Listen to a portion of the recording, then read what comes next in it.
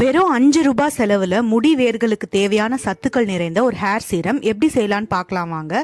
இதுக்கு நான் ஒரு கற்றாழை எடுத்திருக்கேன். சைட்ல முள்ளு மாதிரி இருக்க இதை ரிமூவ் பண்ணிட்டு மேல இருக்க தோலை இந்த மாதிரி சீவிட்டு உள்ள இருக்க பல்ப்பை மட்டும் ரிமூவ் பண்ணி எடுத்துக்கோங்க. 3 சின்ன வெங்காயம் எடுத்திருக்கேன். இதை பொடியா கட் பண்ணிக்கலாம். சின்ன வெங்காயத்துல சல்ஃபர் அதிகமா இருக்கிறதுனால முடி வளர்ச்சிக்கு ஹெல்ப் பண்ணும். ஒரு பாத்திரத்துல நாம் எடுத்து வச்ச கற்றாழையை சேர்த்துக்கலாம். கூடவே பொடியா கட் பண்ண வெங்காயத்தை சேர்த்துக்கலாம். 1 ஸ்பூன் அரிசி சேர்த்துக்கிறேன். நீங்க எந்த அரிசி வேணும்னா எடுத்துக்கலாம். 1 ஸ்பூன் வெந்தயம் சேர்த்துக்கலாம். வெந்தயத்துல இருக்க நிக்கோட்டினிக் ஆசிட் ஹேர் ஃபாலை ரெடியூஸ் பண்ணி டேண்ட்ரஃபை கண்ட்ரோல் பண்ணுது.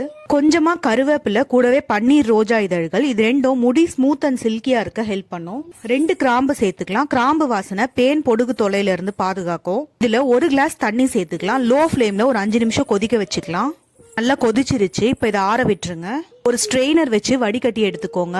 இந்த அளவுக்கு நமக்கு சீரம் கிடைச்சிருக்கு. இது ஒரு ஸ்ப்ரே பாட்டில்ல ஊத்திக்கலாம். காலையில இல்ல மதிய நேரம் போல இதை தலையில முடி வேர்கள்ல ஸ்ப்ரே பண்ணிக்கலாம். இதை ஸ்ப்ரே பண்ணிட்டு தலை குளிக்கணும்னு அவசியம் இல்லை. வீக்லி 2 ல இருந்து 3 தடவை ட்ரை பண்ணி பாருங்க.